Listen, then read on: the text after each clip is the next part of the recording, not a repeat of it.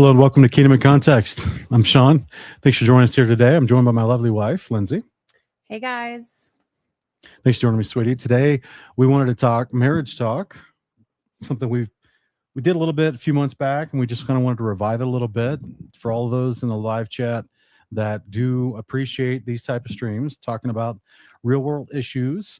Sometimes deep theological studies and dives can, while they're always beneficial, sometimes they're not always super relevant to your daily activities. So we want to just give you guys an opportunity to hear us pontificate and discuss, and also react to some of the stuff that's being put into your eyes, in your minds from the algorithms, because there's a ton of videos out there pushing different narratives, and not all of them are healthy.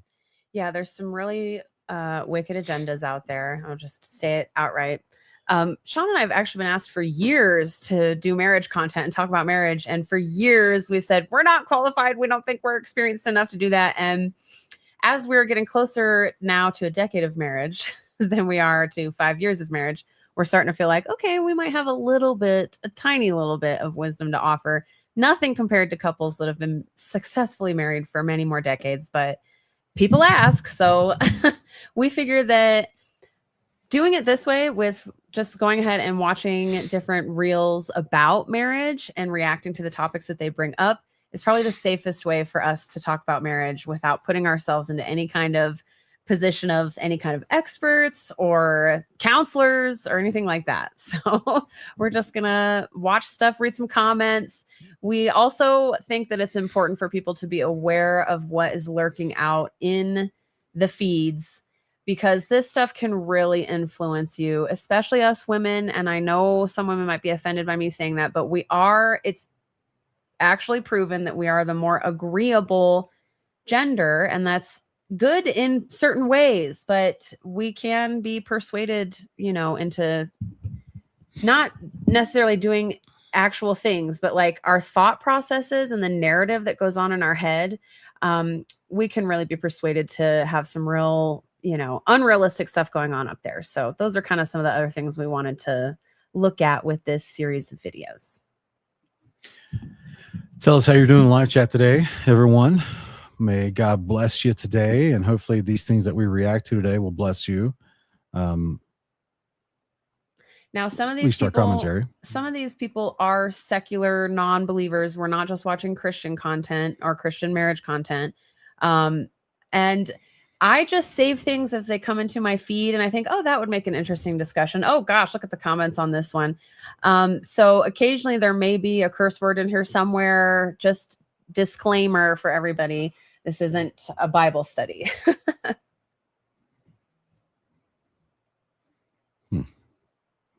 Juan, just so you know, if you hope to be married in the future, it's never a bad idea to, come to understand the other sex, and I think that's what I bring to the table. Is part of what I want to do is offer men some things to think about from a female point of view, just like we want women to consider the male point of view. So it could be beneficial for you to stick around. You never know.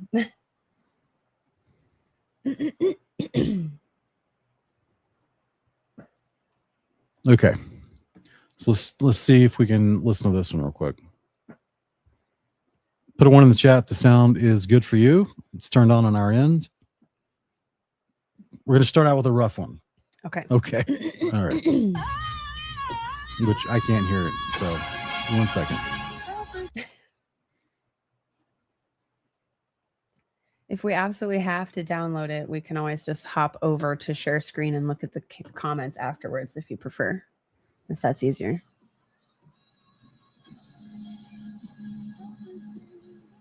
We might have to turn that volume down, actually, because of the music.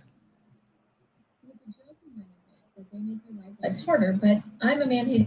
Okay. Now we're getting some weird notifications within our studio that it's not working. Okay. Let me know if you guys still see the shared video. Please put something in the chat to let us know you still see the shared video. It's telling us on our end that it's not working. So can you see it? It's here. All right. So it's a joke when men admit that they make their wives' lives harder. Okay, but can we I'm start a it man over hating again? bitch Oh my Because goodness. I don't know if Okay. Remember, the first part's the music, and it's just showing the guy doing a skit about leaving extra work for his wife. Okay. Okay. So that's why we're not going to have sound at the first part of it, Okay. because we don't want to get pulled down for copyright. We're going to turn the sound back on after about 20 seconds, and then we'll listen to her commentary, which is pretty nasty. Okay. Okay.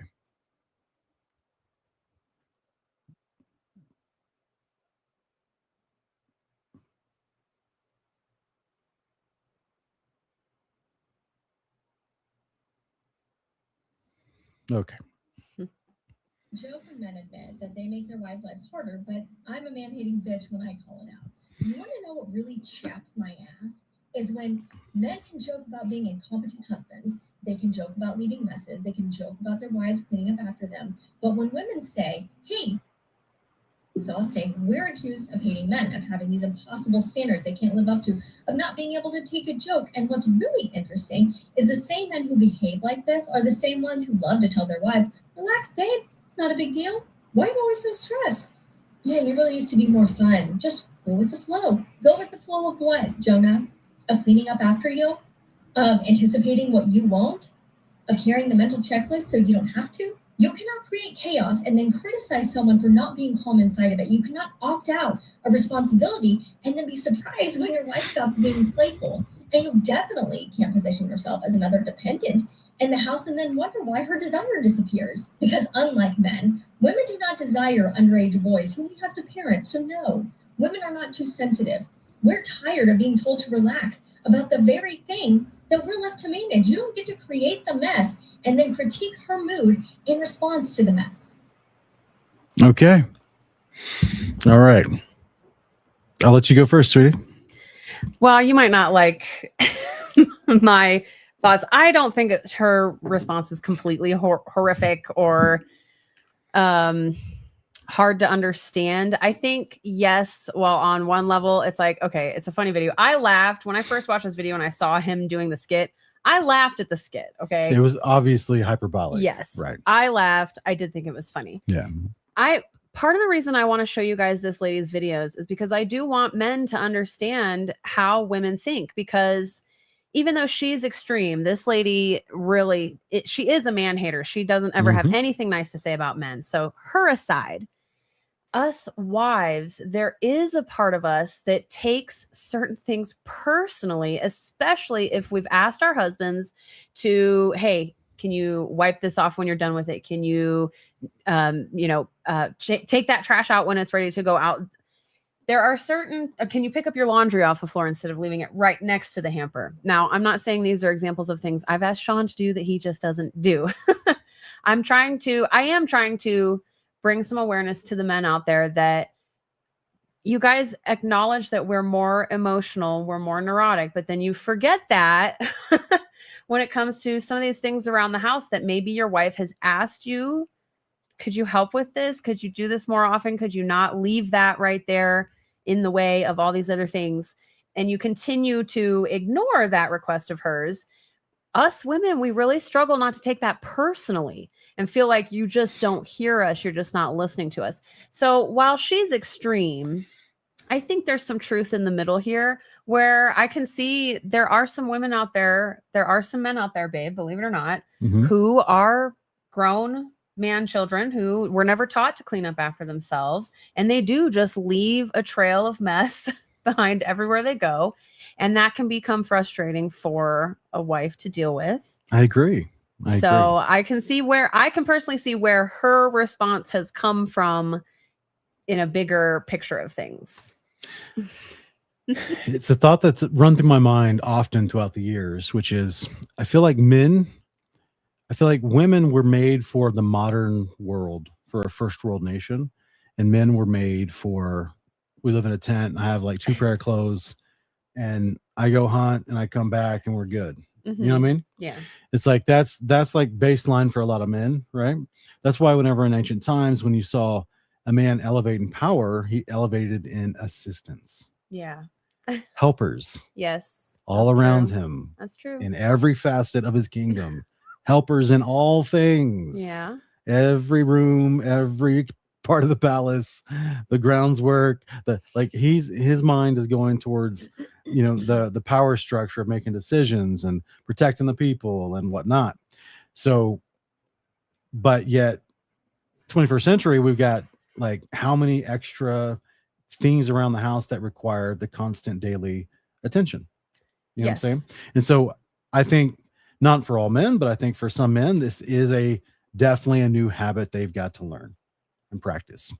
And so I'm guilty of it myself. Like, there's times where like our big thing is, she after it's not our big thing, but one of the things that we talk about that I'm still struggling to adopt a new habit is we went to she had the C-section because of the emergency labor. And so she really struggled to get up and down our stairs. We live in a split level home. You have to go up and down the stairs often. Okay. Because there's like the way it works out. There's a split level to the main living area. Then there's another one to downstairs. And then to get up to the offices is a whole nother one. So the moment you walk in the front door, you have to take stairs in one way or another. Right. And it wasn't very easy for you to do with your recovery from, I'm just trying to use the right words here, with your recovery. And it really weakens the core. Yeah. Your core muscles were messed up from the surgery and everything. So, so basically it became a situation where I was going to be, anytime the laundry needs to come down the stairs and come back up, then I'm the one that does it. And it's just, my mind is full of all the things. And sometimes I just need to go to the bathroom real quick and get back to the office. In my mind, I'm not leaving the office to do anything else. You know what I'm saying? I'm not leaving the office to come hang out and do a bunch of family stuff because I work at home. And if I wasn't even at home, it wouldn't even have been a conversation. It wouldn't be me walking past. It would still be because there's lots of going up and down those stairs, mister. No, I'm saying, hear what I'm saying. I'm just saying in those moments to where the reason I leave my office is because I need to get a drink or I need to use the bathroom, but I'm not coming down to volunteer to do a bunch of stuff. I'm working type of atmosphere in my head, but working at home. And there's people that watch us that do work at home as well. It's like an extra discipline that you have to adopt when working at home, knowing that your family knows that you're at home. And for anyone that understands that aspect, it's a little extra discipline. All men who work at home talk about this. It's an extra discipline to think, okay, I'm coming down now. Does she need help for 10 minutes with the boy or with the children or with what's going on? Or, do I need to take the trash out? Even though in my mind, I'm in full work mode. I just ran to the break room to get an office. If I was in an office and I ran to the break room to make coffee and go back to my cubicle or go back to my office, the janitorial staff would be taking the trash out, right? I would just be going back to my office. But when you're at home and you have that wonderful privilege of working at home, there's extra disciplines that are required that you've got to like multitask in your brain. You got to shut things off. So I often forget, like, oh man, there's laundry sitting there. I need to either take it up or down. To make it easy because you're physically incapable. So anyway, that's just something that we talk about often, but we have a thing where I try to do the dishes if you cook. Mm-hmm. So that's something that we try to work on as well. I would like to.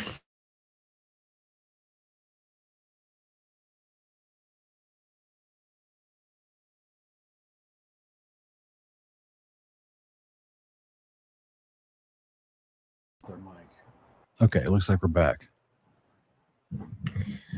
I don't expect Sean to, for the record, see, this is where men and women see things totally differently, because the laundry will sit at the bottom of the stairs for a few days.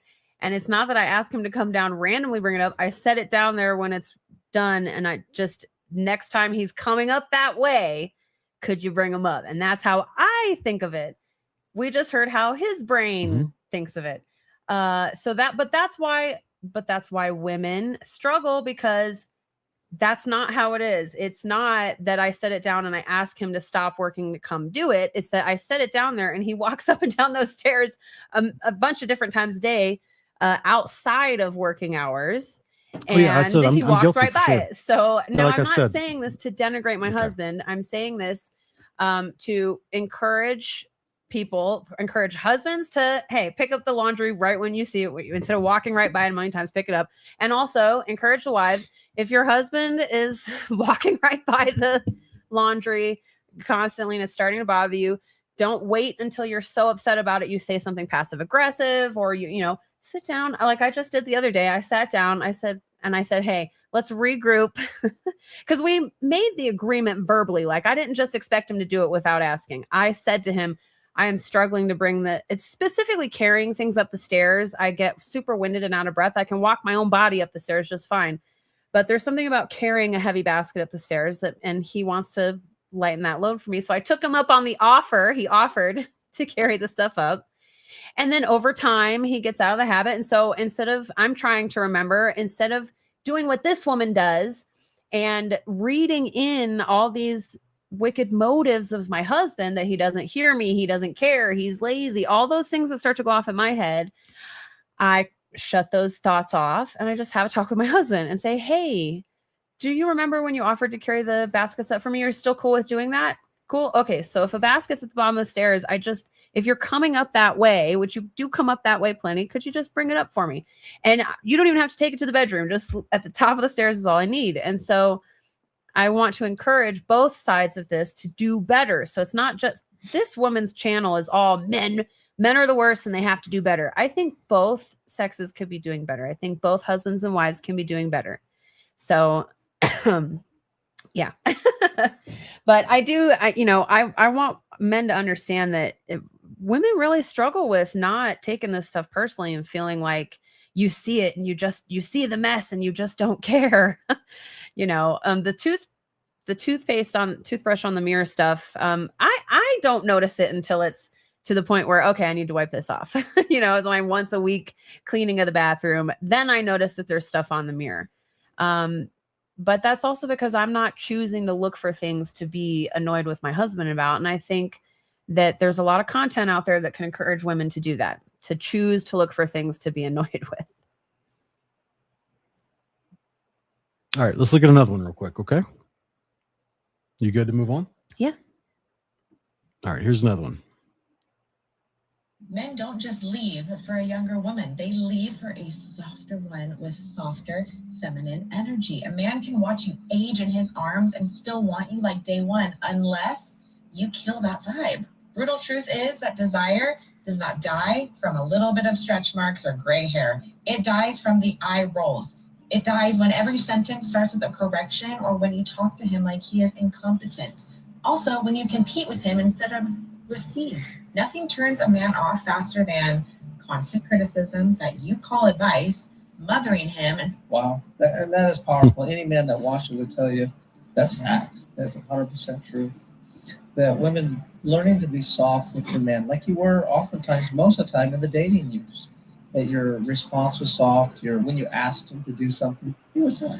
Hey, honey, can you please? Hey, can you do this for me? Rather than, you never do this. How come I always got to do? Why can't you get anything done around the house?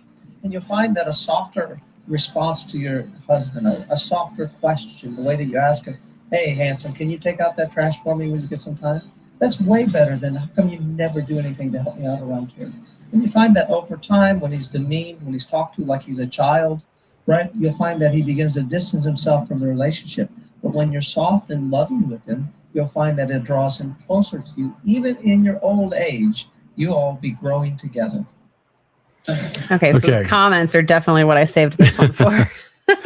Well, first off, I thought it was hilarious that he didn't let her finish. He just jumped right in. I was laughing already. I'm like, dude, stop it. He didn't even let her finish talking. He just jumped right in.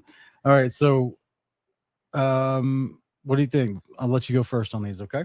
Well, obviously I think it's good advice. It's something that I've been trying to adopt. Let go of it. I just wanted to scroll through these comments. Because this is the how do I get, oh gosh, does that not go any bigger? No. What is this format here on your here? Let me try to mess with it. Go to here. That's weird. Go to comments. And that's as big as it gets, huh? As big as it gets. Okay. I'm sure you guys can imagine what the comments look like, but this is what I find so often under videos like this where a man is giving advice for a woman, how a woman can treat her husband in a better way, the comments just 100% of the time, I can't even say 99% of the time, 100% of the time, the comments are full of women that are just like, well, what did he do? What did he do to make her not so soft anymore? How is that? Jeez. What in the? It's just most relevant. You got to click on all. Well, I didn't want to expand down into the, I wasn't trying to go down there. I'm just trying to, why can't I scroll in these actual comments? Press view more comments. Sorry, guys. we're learning social media today, guys. I am like officially in my boomer era. It's hard to be soft when a woman has been disrespected and doesn't feel safe. Here's someone in here saying cue the yeah but comments from women, which is true though. And so and is he taking responsibility for being a partner and not a child? So I think that's really what I wanted to point out, is that something that I've been learning is that it's okay to take advice from men, ladies. When men are talking about what they prefer in their wives, instead of getting upset about that, I feel like that is golden information. There's some nuggets in there that we can be learning from. And even if we think that there's some things a man may not understand about women, whatever, like we expect them to listen to us when we say what we want men to be like. But when men turn around and say how they would prefer women should be, it's like this offensive thing. And I just personally, for quite a few years, actually, have been realizing that my whole entire life, I never was taught to ever listen to a man and what they're looking for in a woman. I was basically taught to tell men what they should want in a woman. Well,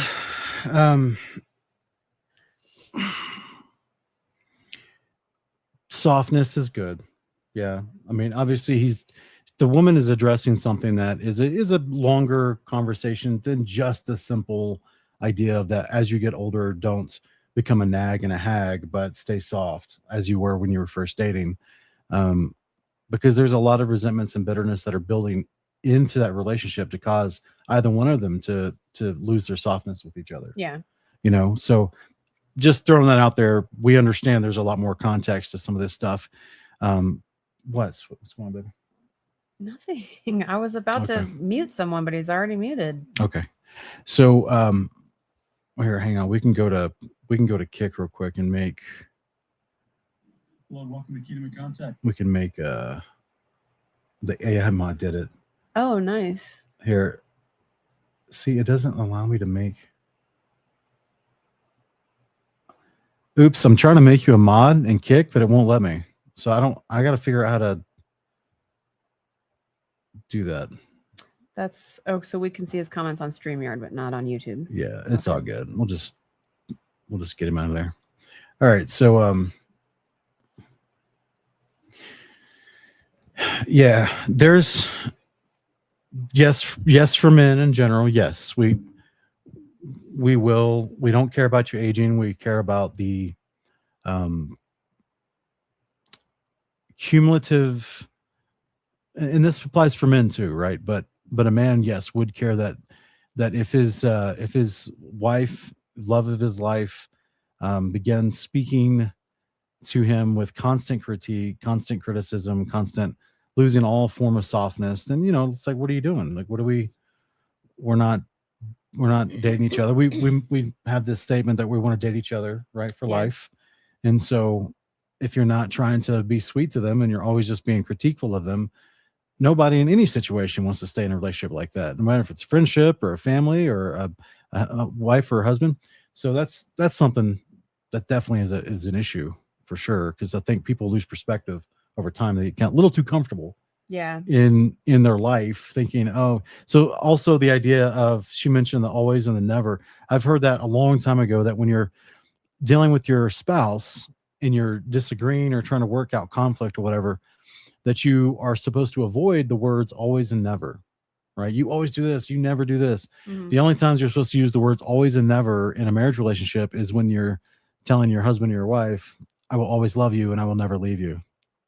But other than that, it's only Yeah. going to create this hyperbolic, you can never do anything right. They never do anything right. They always do everything wrong. And that's just not true. That's just not true. But when you put it in hyperbolic terms like that, it's a no-win situation for the person that you're critiquing, and it doesn't motivate them to want to actually find common ground with you and possibly adjust their habits, or even, and it definitely comes across as in if you're the person using the terminology, you always do this and you never do that. It comes across as in you're in a position of you've never done anything wrong either, and you're not correctable, you're not teachable, you're not willing to concede or learn or compromise. And it's just, this is why people have to go to therapy. This is why people don't resolve conflict. They stay in the conflict, is because they play it up in their head as this hyperbolic stuff. And what it causes them to do is forget. They suddenly only focus on the negative, what they're upset about, and they can't see anymore all the good stuff that you already do all the time, or that their spouse is doing for them. And so it stems into this weird, overly critical and non-grateful attitude, as opposed to love is supposed to build up, not tear down. Yeah. You know, so that's all I got to say really on that. Yeah, same. From a meta perspective. Okay. So we have another one I want to look at real quick. This is kind of funny.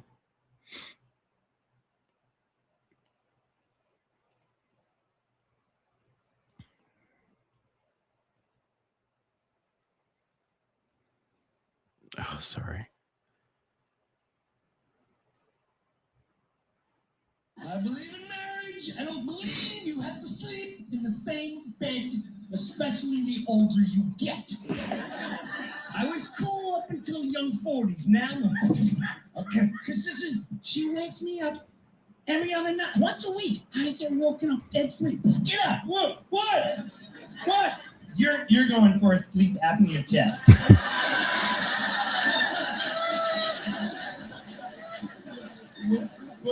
You stop breathing. You snore to the point that's borderline violent, and then you stop breathing. You stop breathing for almost 3 minutes, and I was contemplating on letting you pass away to prove a point that you would never listen to me. You don't trust me. You don't trust me. All right. I can't get out of here. All right. So what are your thoughts, sweetie? Well, love Jim Brewer. I tagged you in that because I thought it was funny, because I've literally said to you, I want you to take a sleep apnea test, because I have laid and listened to your snoring and breathing and been concerned myself. So I just so identified with his joke that I'm like, oh my gosh, I've literally said that to Sean. But Sean is very anti sleeping in separate beds, right? Yeah, no, I want to sleep. that. I married you to be in my bed. I didn't marry you to be a roommate. See, I grew up with an aunt and an uncle who slept in separate beds because my uncle snored so loud she literally couldn't sleep. And so I guess I grew up without any kind of a red flag about that, because they stayed together till they both passed away, actually, a couple years ago.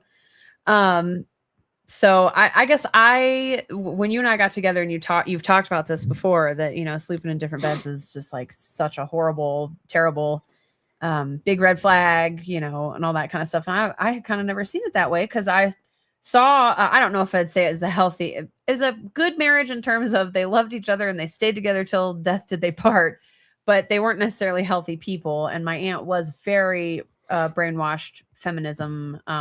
Like, she's the one who influenced me the most with feminism in my life. She went to college for it. So, but I don't think her feminism had anything to do with. I think all women go to college for it. I don't think that. No, like, she literally majored in women's lib. Yeah, I hear you. It's a joke. But I don't know that I'm pretty sure their choice to sleep that way had nothing to do with her feminism. Really, my uncle really did snore. You could hear him through basically the whole house. It was wild. So yeah, I don't think too deeply into the two different beds thing, but I know it can be a serious thing for couples if they're sleeping together in the same bed for a long time and then suddenly they're not. I don't know. I didn't save this video for any important commentary. So I guess tell me what your commentary is on it. There's lots of ways to, I mean, if we're just about snoring, there's women snore too, by the way, women out there. There's lots of ways for snoring to be dealt with, you know what I'm saying? But ultimately it's like, you know, I just think that unless there's an actual medical reason, I think you should stay in the same bed. I don't think that it's a healthy sign to be like constantly trying to spend the rest of your life in the same house with someone you're supposed to be intimate with, and not even talking sexually, but just, Yeah, you know, yeah. intimate. It's an intimate thing to sleep next to somebody. Yes, You know what I absolutely. mean? And so, you know, if someone just farts all night and you can't handle it, well, maybe adjust your diet. You know what I'm saying? Maybe look into, you know, some no gas pills. You know, what do they call those? I can't remember what the name of those are. Beano. Beano, is that what they're called? Yeah, so there will be no gas. Yeah. Either way, but yeah, I just think it's a not a healthy place to be personally, to be trying to sleep in different beds intentionally. Yeah. I don't think that's good. All right, let's check out another one. Already looked at that one. This? Did we look at this? No, that's the yeah. one. That's the angry lady. Yeah. Oh, here we go.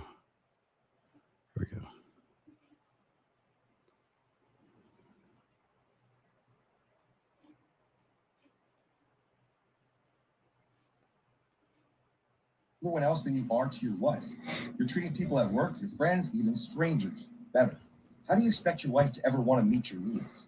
If you talk to your boss the way you react to your wife, wouldn't you be fired? If you acted like this jerk when you disagree with your friends, like you do with your wife, would they even call you back? You're reactive, short, defensive with your wife. That's abuse. It's easy to blame her for how she treats you, but how do you really treat her? You act like a whiny toddler and a victim. It's no wonder your wife shuts down when she's engaged with you.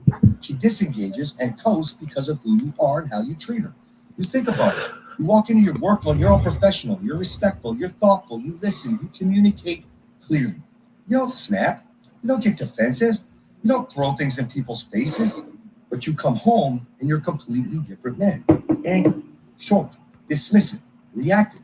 And you wonder why your wife doesn't want to be around you? Or why she doesn't want to have sex with you? Why she's cold?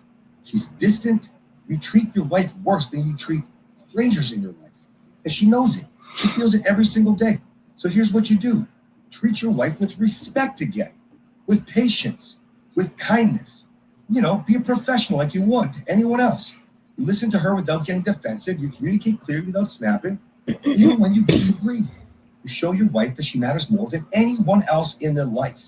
Because she does. She's your wife, and she deserves your best, not your worst. I wrote a song called "She Deserves Your Best." It's coming out today. Find that song. These people, man. Right.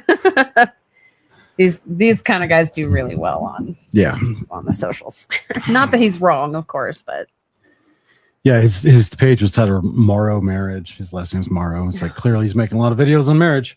So, but yeah, ultimately, yes, I agree. You know, if you're, it kind of blends in the other video, right, where the husband's like, hey, the lady's saying that men leave women not because they just want someone younger, but they want someone softer, right? So in the same way, a woman can get disenchanted with the husband if he's not being soft to her like he was when they were dating, and starts to constantly be defensive, constantly be nagging, constantly be angry with her and short with her, not respecting her when he talks to her, essentially. So yeah, I think that's, again, I think some of this is just like people could fall into these. Clearly, I don't know about being rude to your wife because you're upset as actual abuse. yeah, I didn't. I think that was a little bit far. Yeah. As he also mentioned something about throwing stuff in people's face. So like that's actual abuse. Yeah. Like if you're actually throwing objects at your partner, that's abuse. Like don't do that, obviously. But I think some of this falls into the line of people are just getting way too comfortable in their relationship. They're forgetting to be grateful for their spouse. They're forgetting, you know, this, like the Bible tells us in 1 Thessalonians 5 that we should pray continually, right? That we should always be full of thanksgiving to God, right? So and in turn, Ephesians 5, that we should love our wives as Christ loves the church. Mm-hmm. So this like a reciprocal idea of like, all right, you're constantly grateful to God, but could you be grateful to God for this woman he gave you? Yeah. You know what I mean? Husbands, can you be grateful to God for this man that he put in your life? You know what I mean? You mean And- wives? Excuse me, wives. Yeah. So, yeah, I think that there's a, I don't know what it is. I don't know if there's a word for it. If like maybe marriage counselors probably know the word for it, to where couples that are deep into their, 10, 15, 20 years in a marriage, they just get comfortable, lazy, unappreciative. They forget how to be grateful. And they also forget how to just to do the basic respect to their wives or their husbands, because they know all of their pitfalls. Mm-hmm. They know all of their missteps. They've heard all the stories before. You know what I mean? Like we didn't visit my grandfather that much growing up on my mom's side. Like major holidays, we would go down and see him. Mm-hmm. But I remember hearing like multiple stories, even the few times we saw him a year.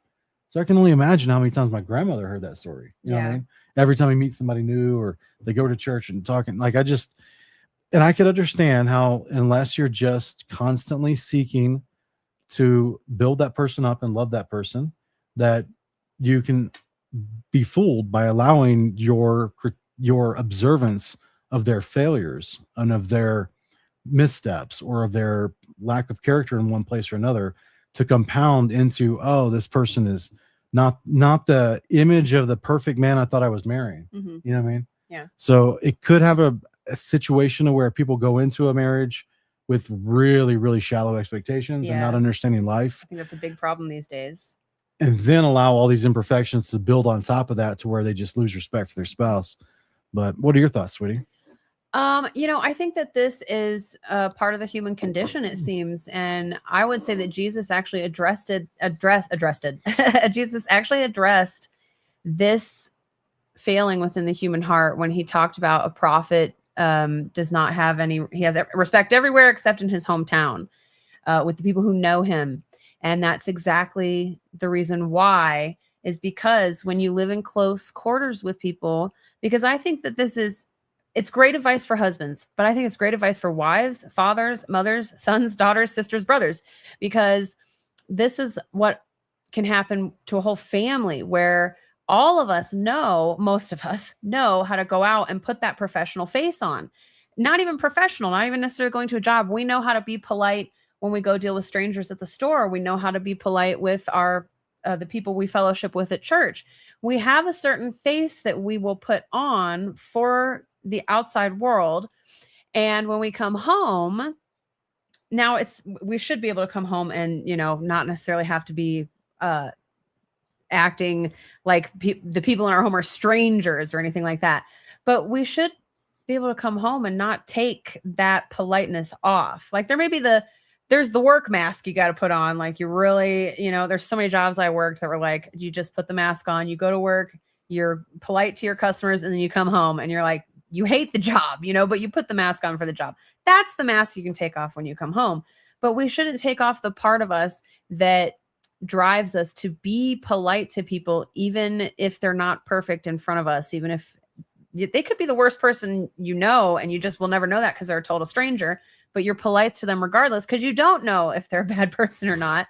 Essentially, you're treating them as you're called to treat them, which is as you want to be treated. So that is something that can really get lost in marriage, especially. And I do believe it's because we get comfortable. We stop trying to impress the other one. But also I think there is an aspect of, just living together and constantly being around the same person, and you're bound to get on each other's nerves in certain ways. And so you kind of maybe forget that that's still the person that you want to treat better than anyone in this whole world. And so even though they may get on your nerves, maybe don't express that they're getting on your nerves. Maybe watch your tone when you're responding to them, so it doesn't sound like you're just annoyed with them and they're just nagging you or whatever. Maybe get out of defensive mode. Maybe try to remember that your spouse isn't just a random person in your home. It's the person that God brought to you, and therefore God can speak to you through that person. So if you're constantly just dismissing because, oh, that's my wife. She's always got something to say. Oh, that's my husband. He doesn't know what he's talking about. Sometimes it could actually be that God is actually giving you some advice through your spouse, and you're so busy dismissing them because you, like I said with Jesus, you know, talking about the prophet in his hometown, you just dismiss anything they say because you think you know them. Maybe stop for a moment and ask yourself, is God speaking to me through my wife right now? Is God speaking to me through my husband right now? One thing that I've been working on is trying to have the grace, mercy, and patience for my husband that God has for me, and the things that I would like to improve in my life, the things that I'm not necessarily walking in willful sin every day, but there are, you know, I have the typical battle of thoughts that any other Christian who's trying to take their thoughts captive has. And there are maybe things that I may want Sean to get better at, and I want him to get better at it quicker. And I may walk around with those thoughts in my head, but I've really been trying to counter those with, how quick does God expect me to change and get better, especially at things that are like lifelong habits? That, because Sean and I both are trying to get healthy. Let me just be clear. Sean doesn't have like toxic traits that I'm like praying the Lord will fix them or anything like that. Sean and I both are coming out of horrible health and diet examples that were set for us growing up. And so when I speak about things that I want for my husband, it's typically around health stuff and diet and food choices and things like that. So I have been trying to catch myself with, you know, gosh, you know, these are lifelong habits that both of us are trying to change, and that kind of stuff takes time, you know. And so God knows that there are things that I'm doing that are going to take time to change, and he doesn't just snuff me out of existence because I don't change immediately. No, he doesn't walk away from me because maybe I changed and I held the habit for a little while, but maybe I dropped the habit, you know, and I need to get back on it. But God's not walking away from me or looking down on me with shame and anger and disappointment constantly. He's got grace and mercy and patience for me. So I have been trying to remind myself to have the same, and to be honest with you guys, the same grace and mercy and patience that Sean has with me, because Sean has never spoken to me about health choices and you need to change these things, and I'm worried about it, and I've told you how to lose the weight and you haven't made the changes to lose the weight. And, you know, he's just never put that on me. And so I also, guys, have been reminding myself, hey, my husband has loved me just the way that I am at every size that I've been. You guys have seen, I've been multiple sizes so far. So I need to have the same kind of patience and grace that he has for me in these kinds of, you know, every day-to-day things that we both want to be here for many, many years with each other and with our son. We both have that goal, you know, so pressuring each other through it isn't the way to help bring about that change. So yeah, I think that all of us can benefit from remembering, you know, am I nicer to my boss or to the lady down the street at the gas station who checks me out every day? Am I nicer to them than I am to my spouse? Then that's something I need to be working on. All right. I think we can watch one more. We've probably talked a lot. This is it.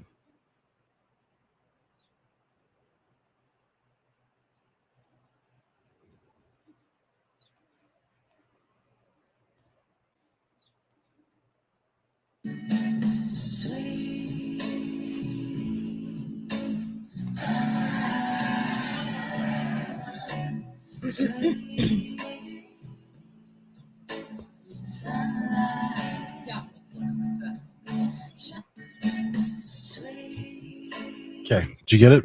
Okay. Yeah. So in case you couldn't read it because the words are small, the first caption was, your husband never cooks. And then the wife's like, nope, never, because she doesn't do all these things that he does. So this one was more of kind of like a more well-balanced type of approach. This is why we wanted to kind of show you this as well. It's not just one side complaining about the other. It's more of a well-balanced idea of like, hey, like there is different tasks for different people within the household, within a marriage, based on their capabilities, based on their proclivities. Even, you know, you love to cook. I don't. Yeah. I can't cook. You don't want me cooking for you. If we want to hates live it. longer, you don't want me cooking. This is true. Yeah, because we'll be having Chinese food Yes, this every is true. day. This is true. every day. In fact, I'll probably hire a guy named Juan to come in with a wok. Wait, Juan is not a Chinese name. I meant Juan as in spelled as in like wonton. So anyway, the point is I would hire man, Chinese just cancel chef. us now. It's okay. That's gonna get cut. I would hire a Ling to come in with the wok and cook food every day for me from a Chinese culinary persuasion if I could. But look, I used to laugh to myself. I'm sorry. I'm gonna be laying in bed at night thinking I was thinking of Juan as in wonton. Well, it is wonton. That's I'm sure there's another dude. That's a Chinese name. I'm pretty sure there's Vietnamese people named both Juan and Tom. So they got that silent G. So it sounds like a W. You never seen Win? It's GWGIN. Oh man. Or actually it's GNIN or something like that. Anyway, I think they've got restaurants- different W's over there. Chinese restaurants are probably the only restaurants that don't have a Juan working in them these days. Actually, That's I right. think they typically, keep it within their They within don't. the fam. No, it's not a J Juan. It's a W Juan. I'll have to look that up. Anyway. So anyway, the point is, Sean really has an aversion to cooking. yes, there. I'm just not good at it. See, there it is. West Plays. It's Win. I know what Really? I've just Yes. always thought that was Nguyen. No, baby. You don't understand their W's. Wow, I have really been pronouncing that wrong. I had a friend 20 years ago with that last name. I've been pronouncing it that way this whole time. Wow. Thank you so much for the gifted memberships, Dextra 4435. Appreciate you guys. If you guys received a membership to our members videos, 100+ hours of extra content for you to check out, including our basic courses and some of our advanced courses as we're still compiling them.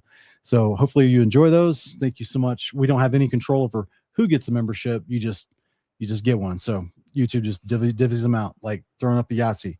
I wanted to see how I guess we could invite questions. That's not a bad idea. I mean, we reserve the right to not answer. Yeah, but the point of this video is that look, the husband's not sitting there going, "Oh, she never changes the oil in the car. She never, changes the tires in the car. Yeah. Why doesn't she ever offer to go out and change the flat tire on the side of the road? That kind of stuff. Why isn't she offering to snow the shovel off the sidewalk? Yeah. That type of stuff. One thing that you'll notice when this content is in your feed is there are so many women out there that just seem to naturally see men this way and make content like this. And there aren't a lot of men out there making content. I've never seen a man out there making content criticizing his wife and the things that she does or doesn't do around the house. There's something about us women that we need to complain, and then we need to have the validation for the complaint, and then we need to be told that the complaint is justified and give me more reasons to complain. And there's and the feedback loop that happens in these algorithms, guys, feeds that. So I just want to encourage you women out there, if this stuff comes in your feed, the only reason it's in my feed is because I save these things for Sean and I react to them, because I feel that the Lord has given me the discernment and has shown me how in the past I have allowed that content to change the narrative in my head, not for very long, because I recognize, wait a minute, this isn't when you're regularly trying to reorient your mind to the mind of Christ and live a life of self-sacrifice. You notice when you have thoughts and a narrative that isn't in line with Christ's mind, And so when you're fault finding is what I noticed myself doing because of this content. And when you're watching it, be careful, recognize in yourself. And if you see something like this and it's okay to identify with some parts of these things. I think there's a lot of truth in what women complain about, but the way that they go about it and the solution that's offered is, oh, get rid of the whole man. It's never it's never both sides of this discussion can work on their behavior. Both men and women can improve their behavior to be better wives and husbands. And you don't have to be mad because one side is saying, here's how you can be a better wife, or one side is saying, here's how you can be a better husband. So yeah, I just think that I've it's got great. an extreme example of what you're saying when you're done. It's just great to see a video like this where you're actually seeing the balance of, because that woman made that video because she gets women in her comments saying, how dare he never cook? Oh, you're the only one that cooks. That's terrible. So she has to say, oh, because look at all this other stuff that he does. Like, hello. Yeah, she doesn't do all the other stuff. So yeah. I saw a video of what you're talking about, this feedback loop of this type of algorithm with women complaining about certain stuff. And it was one of those call-in shows for marriages, and lady calls in and she's like, so I just want to talk about my abusive husband. He's been abusive to me, emotionally abusive. And the guy's like, oh, okay, let's hear it. And then she starts to tell the story about how she cheated on her husband and her husband's leaving her. And she's like, the abuse apparently is, in her mind, the abuse is that when they first got together, they said if they cheated on each other, they would tell each other so that that's the only way they could forgive each other. And then she told him, and then he decided, I'm not going to forgive you or stay with you, Yeah, I know exactly which one you're talking about. Yeah. And so then she takes it as, oh, he's being gaslighting me, being emotionally abusive to me because he didn't stay with me. And so it's just like that type of mentality of like, if you were to just hear the beginning of the phone call, you would have thought, oh, here's another man emotionally abusing a woman. But really, what's the real story? No, he just wants to leave her because she cheated and he doesn't want to stick around. So I think that guy was brilliant. And I mean, that was it's sad what happened, but that was basically like his test for her, because he told her at the beginning of the marriage, if she ever cheated one time, he would, if she was honest with him, he would forgive her. And what's sad is that put in that woman's mind oh, okay, well, I've got one pass, and so that's what she did. She ended up having a moment of weakness, and with a coworker of all people. The longer I've been down this rabbit hole, the more I've realized, wow, getting women in the workforce wasn't just about taxation. Like, in terms of spiritual warfare, like, it's something like 80% of affairs start in the workplace. And I've realized, like, wow, I used to look back on male and female segregated societies and think, oh, that's so oppressive. Oh, you can't have male best friends. Like, oh, that's just so, oh, you just can't trust them is what you really mean. But the more Christian I've become, honestly, the closer with my Bible, the more acquainted with the times of the Bible I've become in that culture, the more I see the wisdom in it. And not because people want to turn it into some kind of insult against women or men. It's not. It's just human nature. It's human nature. I mean, there's like a joke about having work husbands and work wives. Yes. Which is not something you should ever joke about, in my opinion. So, I mean, if you're already married, obviously. Yeah. So I have realized that, man, the workplace is full of snares for the married couples. But this woman, had an affair with a coworker, and then she was like, at a work party. Yes, at a work party. Yeah. So there's two issues right there. So not only are you working with men, but you're also going and drinking with men surrounding that work. And so, of course, and he never intended to, he didn't tell her, he told her that so that he would know what kind of woman he was really married to. And it was like 5 years in, but he found out what kind of woman he was married to. And yes, he left her. And then she acted like how wrong it was of him to tell her at the beginning of everything that he would forgive me if I was honest with him. And, and she doesn't see in there that the defect within herself that made her think, oh, that means you have some kind of a past. Like, why are you getting married in the first place if you think that past thing is something you want anyways? This is why some couples, go towards the swing lifestyle, because they don't view it in the same way in their heads and their minds. So obviously there's not Christian marriages. To me, that should have been the question you would ask, instead of saying, oh, if you cheat on me, just tell me, I'll forgive you.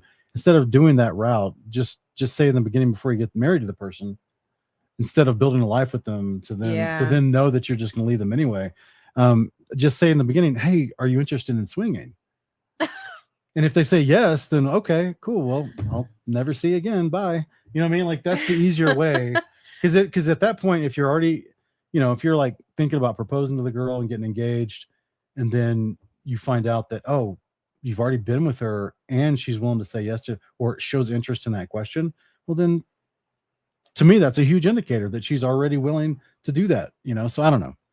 I just don't think, I think it's a much easier way to deal with it. Necessarily how easy it works, because there's a lot of women in this world who don't think they would ever cheat, but that's exactly the snare of the workplace. Right. I hear you. Because, you start working with men, you have common goals, you have, they might be praising you for your work, your work ethic. Like you're there, you're talking all day. You might be complaining about your spouse at work. And you got your professional face on, like that one video exactly said. And so I don't, there's a lot of women out there who may, do something like this, who would never answer, oh yes, I'm into swinging, when you're asking her in the beginning. So men, don't take that as 100% advice for every situation of a woman you may be courting. But again, if you, and it's also not 100% guaranteed that if she gets a job that she's going to do that either. Yes, that's what I'm about to say. Yeah. Hopefully people who watch us know that there's always nuance to everything we're saying. So I'm not saying that just because you as a woman have a job, you're going to cheat on your husband. I'm not saying that. It's just opens the door for a lot more opportunity. We all know this. Okay. We all should be aware of that reality, but that's why it's important to be aware of the reality, be aware of and accepting of the fact that there are things about human nature that we are tasked with overcoming in this life. And so it's helpful to know those areas of human nature that can be a snare to us. So working in close proximity with the opposite sex can absolutely be a snare for people. If you're not guarding your marriage, if you're not guarding your heart, you can fall into some really bad sin that can totally, ruin your life and your break up your family, all of that. So I just realized I had that realization recently. It was like, wow, the devil has been hard at work through this feminist movement on so many levels. And I just, until I looked up the statistics, I had no idea that workplace affairs are like the most popular place for people to step out of their marriages. But it makes sense when you look at the psychology of it and working in close proximity like that day in, day out. Okay, sweetie. Well, what do you think? I think we should answer the one question that we got. We got some questions. We got one question about how do we deal with doctrinal differences? Well, with patience, sensitivity, love, but obviously it depends on the man's relationship with the word, in my opinion. Like if he's able to actually, if he's in the word himself and studying the word, to be studied and approved, which I think men of the household should be, then he should be able to lead this conversation patiently, lovingly, and with lots of examples to help teach. I mean, look, guys, I teach on YouTube all the time, on the interwebs. We do this. You see me doing this, right? But like my wife and we have conversations about this all the time. Like this is not I'm not only talking about Bible stuff when I turn on the camera and when I'm engaging with you guys. Like she gets she gets all of it too.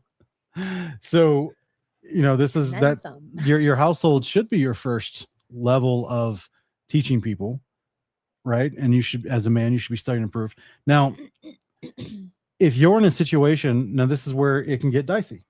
If you're in a situation where your wife is the only one studying the Bible and you're not, okay, well, I would strongly encourage you to take seriously what she may be trying to show you, and then go study that, be a Berean, go study out yourself and make sure you can come to a confident understanding on it.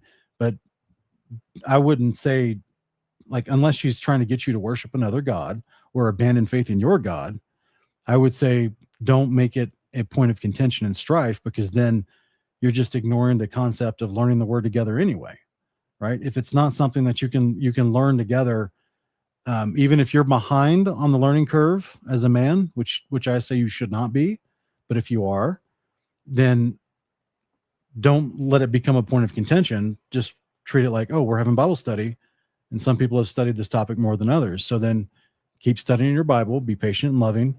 But as a same thing, whether she's trying to show you something or whether you are trying to show her something because you realize, okay, this is actually what we should do. Now, we usually get this type of question when it comes to like actual like Sabbath observance or Yes. feast observance, or Yeah. should I be like my husband still wants to eat pork, and I just realized that we shouldn't be eating pork, and he's not wanting to hear me out. So those are tough as well. Those are tough conversations to have, where the husband is in a place where he doesn't agree with your doctrine that you have been researching, and he's way behind on the learning curve and is refusing to make that real life change in your everyday life, and it's causing problems with you guys. So I would pray for patience. I would pray that God works on his heart or her heart, and I would not make it a point of contention, because what it really is a symptom that you guys have not been studying the word together. That's why one of you came to this conclusion without the other one. If you were studying the word together as a regular habit, as a regular practice, then it wouldn't be such a grand difference when one person finally realizes, oh, wait a minute, the Bible's been saying this whole time. You know what I mean? So it's just really a symptom that you've already been neglecting the concept of growing together in the word already. And then now you're facing the consequences of that with this new conviction. But ultimately, try to be patient, taper off the cage stage, and remember that it took you time to get there. Give your spouse time to get there as well. Pray for them, love them, be sweet to them, be loving to them. Because we do see in 1 Corinthians 7 that an unbelieving spouse, now we're not saying pork is about unbelief, Yeah. but you know what I'm saying? Like someone Yes. who's not agreed doctrinally with you, that therefore falls into this general idea in 1 Corinthians 7 as being an unbelieving husband. The wife can sanctify the husband. Sanctification means there's a conversation happening, there's teaching happening, there's learning together happening. It doesn't mean that she's in authority over the husband. It just means that on this particular topic, the husband is behind the learning curve, which is his duty as the husband, as the man of the household. So that requires humility for the man to go through the learning curve, to get studied and approved, right? To get in the word with his wife on a regular basis, so that it's not a point of contention when you guys talk about something and don't quite agree right off the bat and you're still both studying it out. What are your thoughts, sweetie? So to answer the question on the personal level of me and Sean, there's very few things that we have disagreed on doctrinally. And, but I can give you an example of the one main disagreement we had when we first met. And that was the topic of the bride. So when Sean and I first met, I was very much, a follower of, Rob Skiba and Doug Hamp and just all of the Torah teachers that were talking about the divorce and remarriage narrative in scripture. And that was huge in my head in terms of like literally defining the gospel itself. So when Sean and I met and started talking about the Bible, he noticed that was something that I believed, and he never pointed it out to tell me I was wrong. He, I think one day he gently suggested, have you ever thought that, the New Jerusalem could be the bride? And that was something, that I hadn't thought of. And I can remember feeling triggered when he first brought it up, because because it was bumping up against what I realized was a pet doctrine. But I didn't respond in that trigger because I knew, here's the thing. I knew he knew the Bible better than me. And I wasn't a submissive wife yet or anything, but I had enough wisdom at that point in my walk to know not to argue with him about it. And I kind of had this thought in my head, over time, he'll come to get it. He'll get it. But I continued on in my daily Bible reading, and I started to notice the language he was pointing out. I happened to be in Isaiah of all books when he brought it up. So I'm sure it was a God thing, because Isaiah has some chapters that are very clearly written to the New Jerusalem and very clearly separates the New Jerusalem as this wife, mother figure from the children of the bride, which are us at the resurrection. So those things started to stand out to me. But what was key was Sean didn't just come and tell me, you're wrong about that. Here's how we fix it. He gently planted the seed and then let my Bible reading do the rest of the work for him. Now, that's not really a doctrinal difference that I think is that big of a deal. I want to address for the wives out there who have, you know, differences maybe in understanding of keeping the commandments, to let your husband lead. There are a lot of women out there whose husbands are still doing Sunday church and, you know, still have a very mainstream Christian walk. And I want to encourage you to not go against him in that walk. Don't tell him you don't want your children going to church on Sunday. This is part of the reason Sean and I have felt it's really important to start addressing this false teaching within the Torah community that mainstream Christianity is not in covenant. They're actually lawless. They're not following the true Messiah. They don't actually worship the true God, because it has directly led to people breaking up their families and divorcing their wives or husbands because they think that their wife or husband is in literal idolatry when they're literally just a Sunday churchgoer. They're not in idolatry. They are a follower of Christ. They have accepted Christ as their personal savior. They're just not at that place in their walk of understanding the things that we've come to understand yet. So we think, and that is not a reason to be breaking up marriages. So Sean and I have felt that it's very important for the marriages in this community to understand that mainstream Christianity is not lawless. It's not lawlessness. It's not idolatry. They're not apostates. They worship the same God as us. They have a different understanding. And what I've been trying to help people understand through a series of posts on my Facebook and Substack is we have gone through a time of actual forgetting that God literally prophesied and said people would forget his ways because at the end of time, they're going to call them back to mind. They're going to remember them. That's exactly what we're seeing happening. We're watching prophecy be fulfilled. He doesn't say that the people who remember his ways were not his people through that time that they forgot some of his ways. They're still his people when they wake up and remember these things.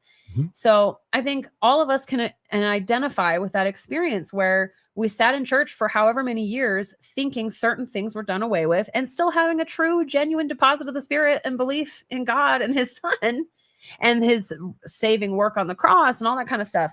We never look back and think, oh, wow, gosh, there's one guy who says it turns out I wasn't truly a believer. But most of us don't look back on our mainstream Christian walk and think we just weren't truly following Christ all that time. We know we were true believers.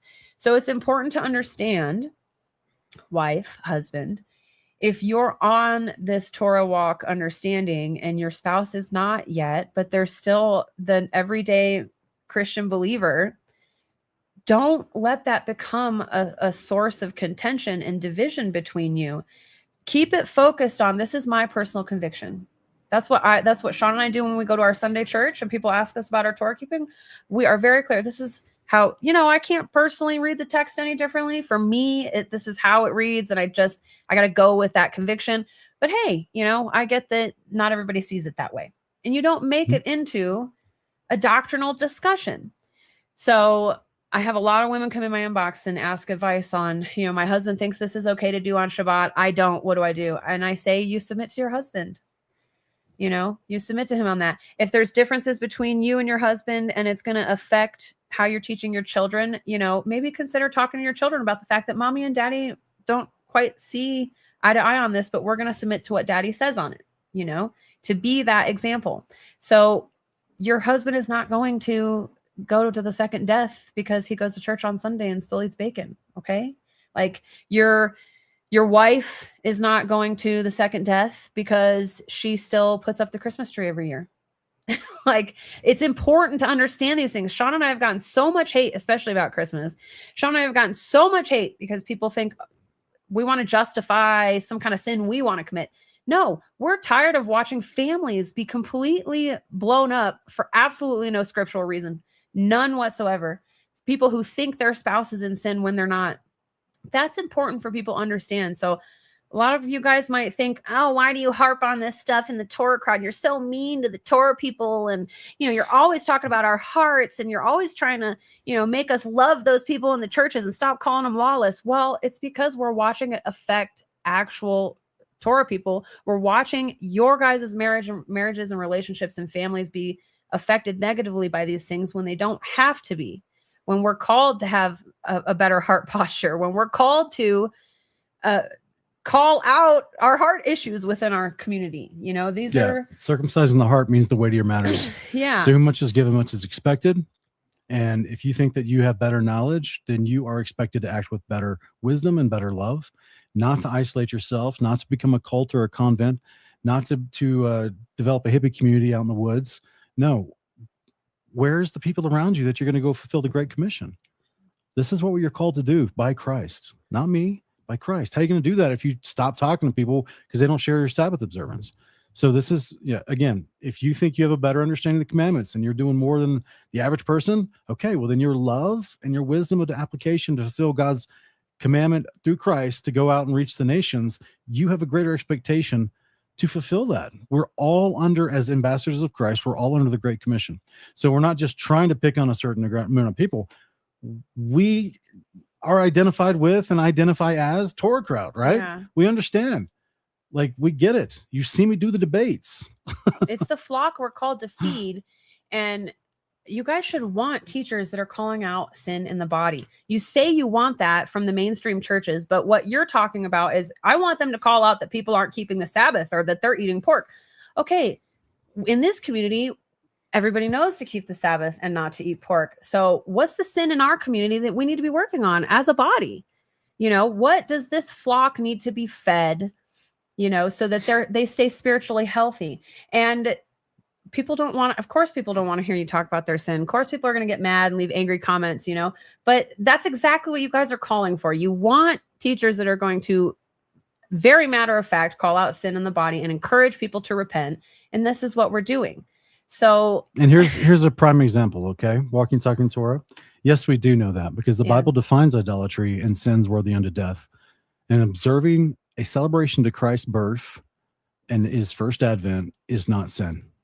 You understand? Yes. So the word does judge in these matters.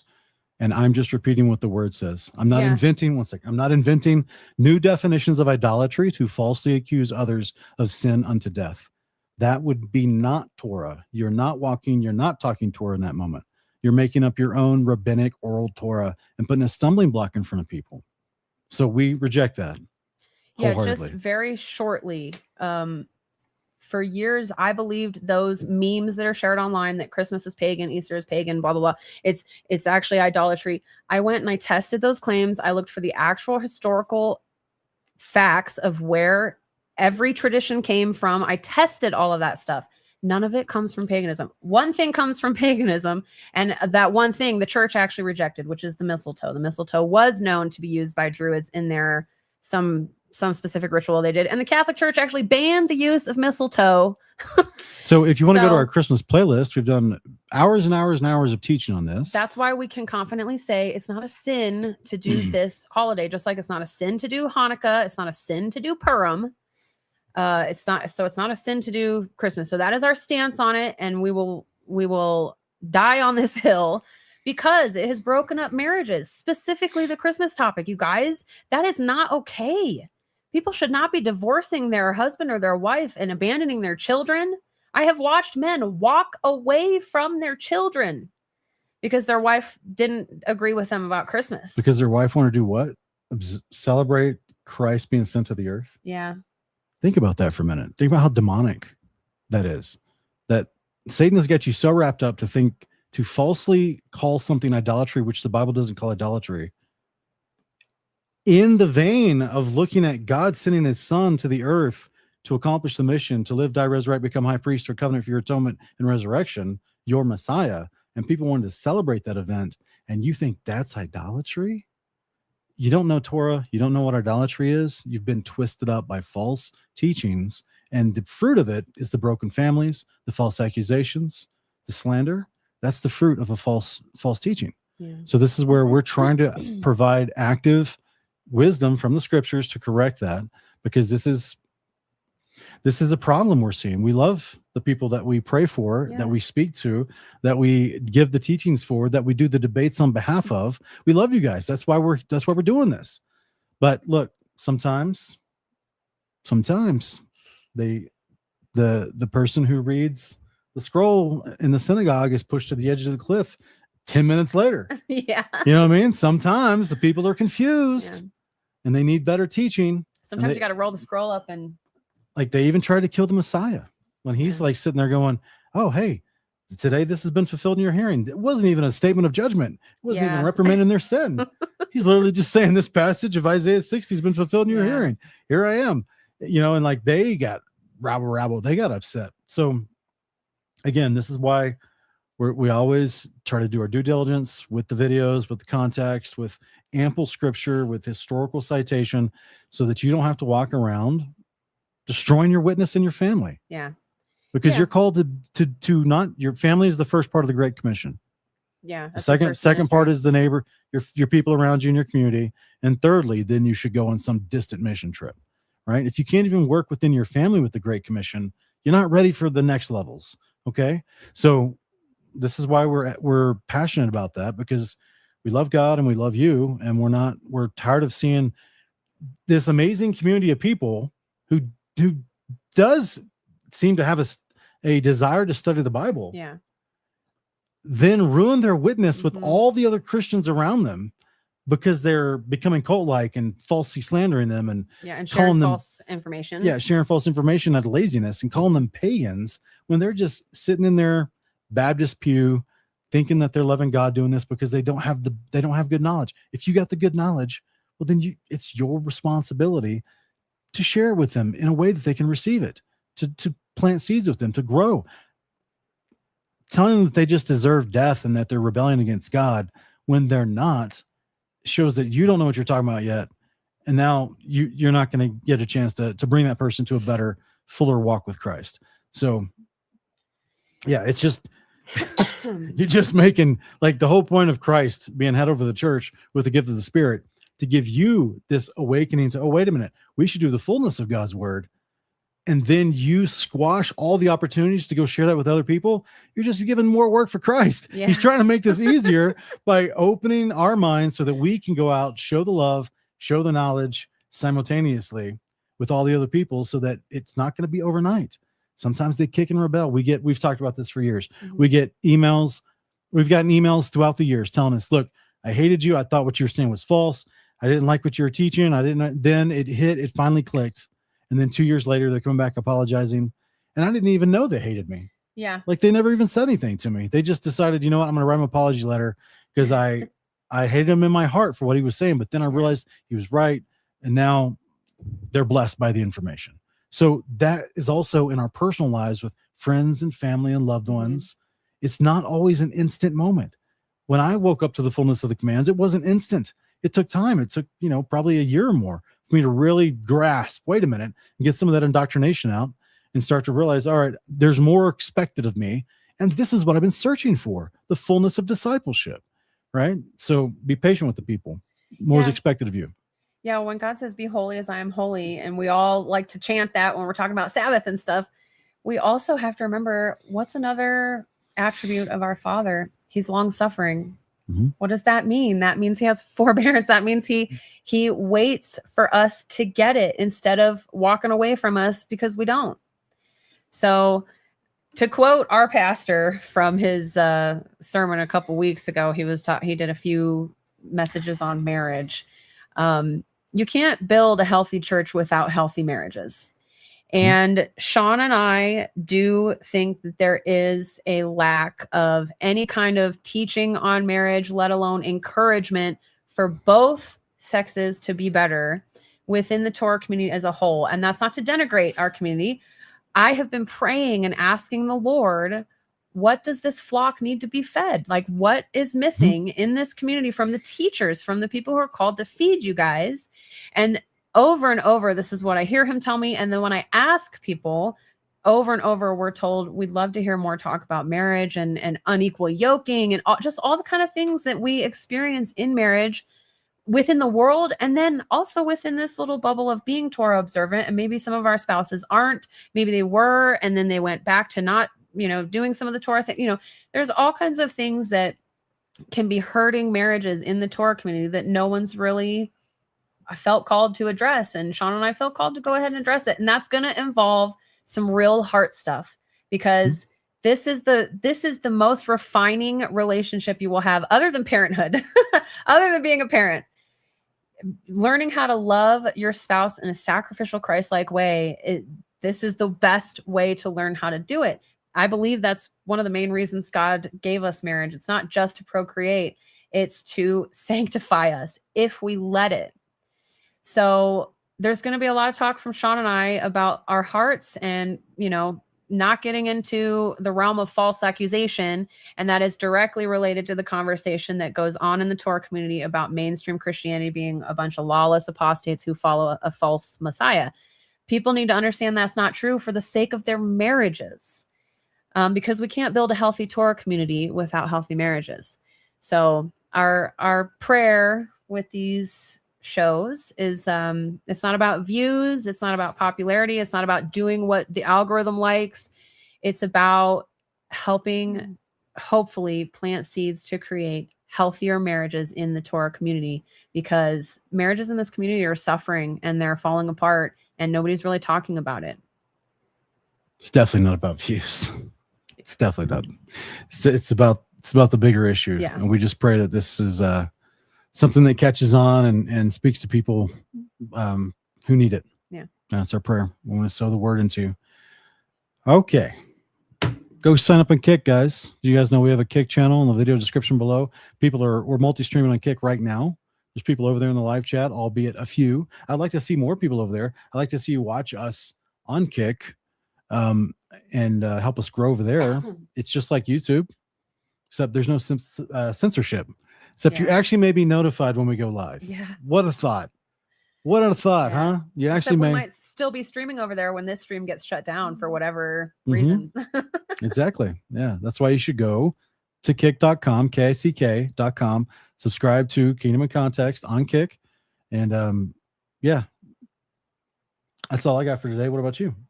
That's all I've got. Tell us what you think in the comments. If you had any thoughts from any of the videos that we watched here, let us know. And we just appreciate you guys so much. Yep. Okay. All right. I'm all done. I'm done. And as always, if you're interested in some healthy organic tea, check out braveteas.com. Go check out our blends. Pick it up, buy it, enjoy it. Appreciate you. Thank you so much. Slow down and return to what truly restores. Our Sabbath Rest blend was created for all to enjoy. A comforting blend of organic herbs traditionally used to calm restlessness and invite deep, peaceful rest. Perfect before bed or while observing the day of rest with the Most High. The Tree of Life blend draws from organic natural herbs, thoughtfully crafted to support balance and renewal. Best enjoyed a few times each week with a touch of organic raw honey. 2 blends that are crafted with care for a moment of peace in every cup.